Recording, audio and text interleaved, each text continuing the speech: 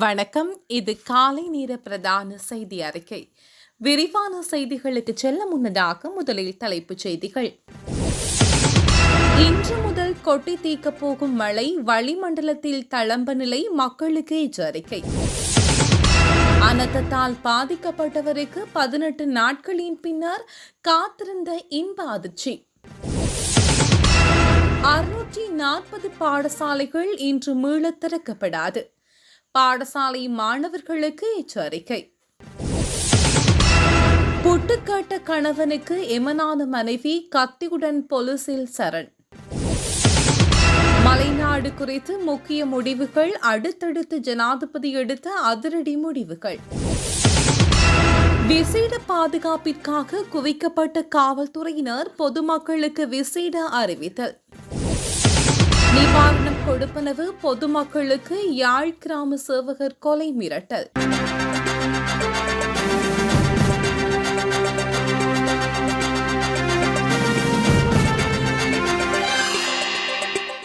கிழக்கு அலை வடிவிலான காற்று ஓட்டத்தின் தாக்கம் காரணமாக இன்று முதல் நாட்டின் பல பகுதிகளில் மழை நிலைமையில் ஓரளவு அதிகரிப்பு எதிர்பார்க்கப்படுவதாக வளிமண்டலவியல் திணைக்களம் தெரிவித்துள்ளது.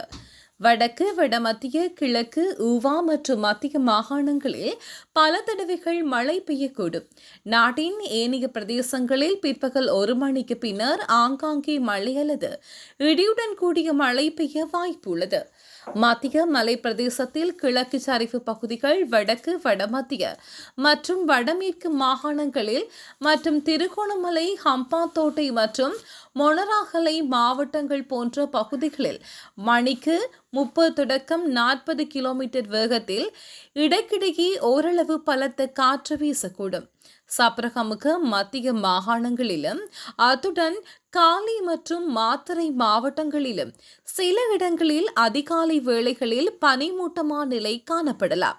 இடியுடன் கூடிய மழையின் போது ஏற்படக்கூடிய தற்காலிக பலத்த காற்று மற்றும் மின்னல் தாக்கங்களினால் ஏற்படும் அனர்த்தங்களை குறைத்துக் கொள்ள தேவையான நடவடிக்கைகளை எடுக்குமாறு பொதுமக்கள் அன்புடன் கேட்டுக் கொள்ளப்படுகிறார்கள். இன்றைய தினம் அனைத்து பாடசாலைகளிலும் 3ஆம் தவணை கல்வி நடவடிக்கைகள் மீள ஆரம்பிக்கப்படுகின்றன. இந்த நிலையில் சீரற்ற காலநிலை மற்றும் அனர்த்தங்கள் காரணமாக மூடப்பட்டிருந்த அனைத்து பாடசாலைகளும் இன்று மீள திறக்கப்படும் என கல்வி அமைச்சின் செயலாளர் நாலக கலுவ தெரிவித்துள்ளார். அதன்படி வடக்கு, வடமத்திய, கிழக்கு, தென், சப்ரகமுக மற்றும் மேல் மாகாணங்களிலும் சகல பாடசாலைகளும் இன்றைய தினம் மீள திறக்கப்பட உள்ளது.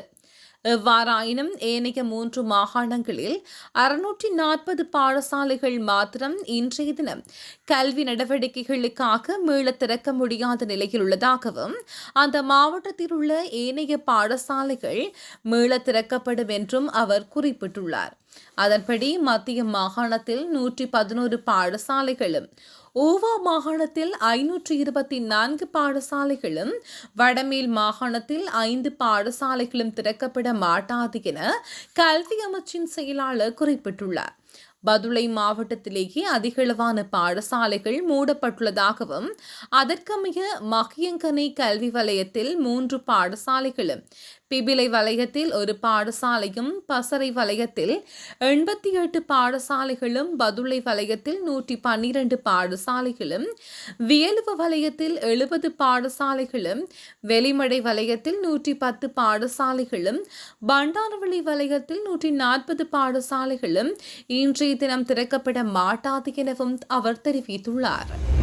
நாட்டில் நிலவும் சீரற்ற வானிலை காரணமாக 6 மாவட்டங்களுக்கு விடுக்கப்பட்ட மண் சரிவு அபாய எச்சரிக்கை தொடர்ந்தும் நீடிக்கப்பட்டுள்ளது.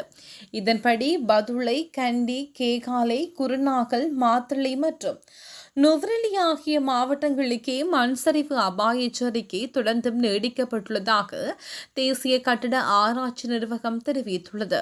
கண்டி மாவட்டத்தின் உடும்துபர, தொலுவ, மெததும்பர, கங்கைகல, கோரள மற்றும் மினிப்பை ஆகிய பிரதேச செயலாளர் பிரிவுகளுக்கு 3ஆம் நிலை மண் சரிவு அபாய முன்னெச்சரிக்கை விடுக்கப்பட்டுள்ளது.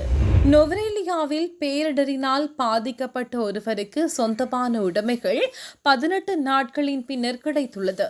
ஹங்குரா கெத்த பகுதியில் மண் சரிவினால் முழுமையாக அழிவடைந்த வீட்டினை சுத்தம் செய்யும் பணி ராணுவத்தால் முன்னெடுக்கப்பட்டது. துப்புரவு பணியின் போது சிதைவுகளில் இருந்து மீட்கப்பட்ட தங்கம் மற்றும் பணம் என்பது உரிமையாளரிடம் ஒப்படைக்கப்பட்டுள்ளது. அதற்கமைய 5 மில்லியன் ரூபாய் பெறுமதியான தங்க நகைகள் மற்றும் 3 லட்சம் ரூபாய் பணம் என்பன ராணுவத்தினால் கையளிக்கப்பட்டுள்ளது. கண்டெடுக்கப்பட்ட பொருட்கள் மற்றும் பணம் 2025 டிசம்பர் 14ஆம் தேதி அன்று உரிய உரிமையாளரிடம் ராணுவத்தினால் முறையாகவும் பாதுகாப்பாகவும் ஒப்படைக்கப்பட்டுள்ளது. எதிர்வரும் பண்டிகை காலத்தை முன்னிட்டு நகரங்கள் மற்றும் வழிபாட்டு தலங்கள் இலக்காக கொண்டு விசேட காவல்துறை பாதுகாப்பு ஏற்பாடுகள் செய்யப்பட்டுள்ளதாக காவல்துறை ஊடக பேச்சாளரும் உதவி காவல்துறை அத்தியஸ்தருமான எஃப்யூ வுட்லர் தெரிவித்துள்ளார். மேல் மாகாணத்தில் மாத்திரம் விசேடமாக 2500க்கு மேற்பட்ட மேலதிக காவல் படையினர் இதற்காக ஈடுபடுத்தப்பட்டுள்ளதாக கூறினார். பண்டிகை காலம் நெருங்குவதை தொடர்ந்து அனைத்து காவல் நிலையங்களுக்கும் காவல்துறை மா அதிபர் ஒரு விசேட செய்தியை வழங்கியுள்ளார். அதன்படி நகரங்களின் பாதுகாப்பு வழிபாட்டு தலங்களில் பாதுகாப்பத்துடன் மக்கள் அதிகம் கூடும் இடங்கள் மற்றும் வணிக வளாகங்களில் பாதுகாப்பை உறுதிப்படுத்த நடவடிக்கை எடுக்கப்பட்டுள்ளது. குறிப்பாக மேல் மாகாணத்தில் 2500 பேரை கொண்ட மேலதிக படையணி இந்த அனைத்து நடவடிக்கைகளுக்காகவும் ஈடுபடுத்தப்பட்டுள்ளது. இந்த பண்டிகை காலத்தில் சிவில் உடையில் உள்ள காவல்துறை அதிகாரிகள் பலர் உங்களுக்கு உதவிக்கு பாதுகாப்பாக உள்ளார்கள். மேலும் புலனாய்வு அதிகாரிகளும் உள்ளார்கள்.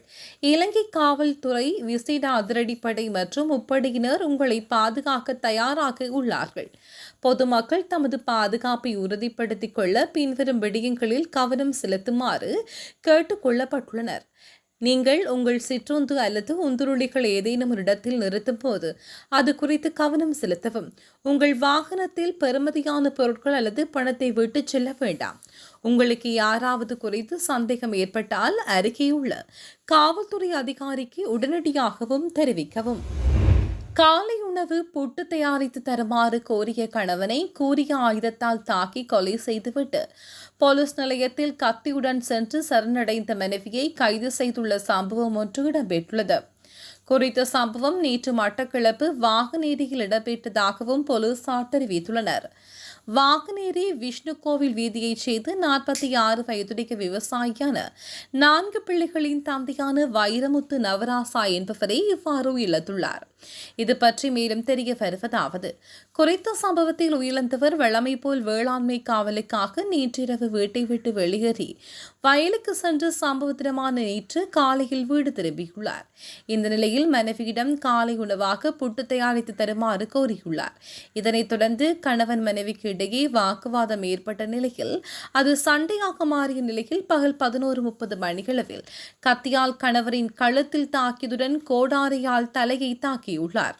இதனையடுத்து அவர் சம்பவ இடத்திலே உயிரிழந்துள்ளார். தாக்குதலை மேற்கொண்ட பெண் வாழைச்சேனை போலீஸ் நிலையத்தில் கத்தியுடன் சென்று சரணடைந்து தான் கணவரை வெட்டி கொலை செய்துள்ளதாக குற்றத்தை ஒப்புக்கொண்ட நிலையில் அவரை கைது செய்துள்ளதாக போலீசாரின் ஆரம்பகட்ட விசாரணைகளில் தெரிய வந்துள்ளது. யாழ்ப்பாணம் மருதங்கடி நாகர்கோவில் கிராம சேவகர் பக்கச்சார்பாக செயற்படுவதாக குற்றம் சாட்டிய நபருக்கு கொலை மிரட்டல் விடுக்கப்பட்டதாகவும் கூறப்படுகிறது. நாட்டில் டித்வா புயலினால் ஏற்பட்ட அனர்த்தத்தின் போது இலங்கையின் பல்வேறு பகுதிகள் முற்றாகவும் பகுதியளவிலும் பாதிக்கப்பட்டன. வடமராட்சி கிழக்கு பிரதேச செயலகத்திற்குட்பட்ட பகுதிகளில் அதிகம் பாதிக்கப்பட்ட இடங்களில் முதன்மையாக நாகர்கோவில் பகுதி காணப்படுகிறது. இந்த நிலையில் கிராமத்தில் பணிபுரியும் கிராம சேவகர் பக்கச்சார்பாக செயற்படுவதாகவும் பாதிக்கப்பட்ட சில வீடுகளை இதுவரைக்கும் வந்து பார்வையிடவில்லை எனவும் நாகர்கோவில் மக்கள் கருத்து தெரிவிக்கின்றனர். இந்த நிலையில் ஊடகங்களுக்கு கருத்து தெரிவித்த நபருக்கு தொலைபேசியில் ஊடகங்களுக்கு கொடுத்த கருத்தினை மறுபடியும் வாபஸ் வாங்குமாறு இல்லை என்றால் ஆள் வைத்து கொலை செய்வதாகவும் கொலை மிரட்டல் விடுக்கப்பட்டதாக பாதிக்கப்பட்ட நபர் கூறியுள்ளார். சம்பவம் தொடர்பாக மருதங்கேணி போலீஸ் நிலையத்தில் முறைப்பாடு பதிவு செய்யப்பட்ட நிலையில் மேலதிக விசாரணைகளை மருதங்கேணி போலீசார் மேற்கொண்டு வருகின்றனர். யாழ்ப்பாணம் சர்வதேச விமான நிலையத்திற்கான புதிய பயணிகள் முன்னிய கட்டடம் அமைப்பதற்கான அடிக்கல் நாட்டும் வைபவம் நேற்று இடம்பெற்றுள்ளது. யாழ்ப்பாணம் விமான நிலைய தலைவர் சமன் அமரசிங்க, விமான நிலைய இணை முகாமைத்துவ தலைவர் சஞ்சீவ அமரபதி ஆகியோர் கலந்து கொண்டு புதிய கட்டடத்திற்கான அடிக்கலினை நாட்டி வைத்தனர். புதிய முனைய கட்டடத்தின் கட்டுமான பணிகள் 2 கட்டங்களாக மேற்கொள்ளப்படும் என்று தெரிவிக்கப்படுகிறது. இதேவேளை கட்டம் 2க்கான வேலைகள் ஜனவரி 2026 திட்டமிடப்பட்டுள்ளது. முனைய திட்டத்தின் 2 கட்டடங்களுக்கும் எதிர்பார்க்கப்படும் மொத்த முதலீடு 700 மில்லியன் என கணக்கிடப்பட்டுள்ளது. பின்னர் பலாலி விமான நிலையம் என்று அழைக்கப்பட்ட யாழ்ப்பாணம் சர்வதேச விமான நிலையம் பிரிட்டிஷ் ஆயுதப்படைகளினால் பலாலியில் 359 ஏக்கர் நிலத்தில் நிறுவப்பட்டது. இதேவேளை இந்தியாவிற்கான அதன் முதல் விமானம் 1947 டிசம்பர் 10 இடம்பெற்றமை குறிப்பிடத்தக்கது. மண்சரிவு அபாயம் காரணமாக பதுளை ஸ்பிரிக்வெளி பிரதேச வைத்தியசாலை தற்காலிகமாக மூடப்பட்டுள்ளதாக தெரிவிக்கப்படுகிறது. ஸ்பிரிக்வெளி வைத்தியசாலைக்கு முன்னால் உள்ள நமனுகுல மலை மண்சரிவு அபாயத்தில் இருப்பது உறுதி செய்யப்பட்டுள்ளமையால் இந்த தீர்மானம் மேற்கொள்ளப்பட்டுள்ளது. இதனால் வைத்தியசாலையில் சிகிச்சை பெற்று வரும் நோயாளிகளுக்கு ஏற்படும் சிரமங்களை குறைக்க அப்பகுதியில் உள்ள சமூக மண்டபத்தில் வெளிநோயாளர் சிகிச்சை தொடங்கப்பட்டதாகவும் தெரிவிக்கப்படுகிறது. இதுபோன்ற செய்திகளை தெரிந்து கொள்ள யாழ் டிவி நியூஸ் சேனலை சப்ஸ்கிரைப் செய்து அருகே இருக்கிற பெல் பட்டனையும் கிளிக் செய்து கொள்ளுங்க. மேலும் இதுபோன்ற செய்திகளை உடனுக்குடன் தெரிந்து கொள்ள யாழ்டிவி.com எனும் இணையதளத்தின் வாயிலாக எங்களோடு இணைந்து கொள்ளுங்கள்.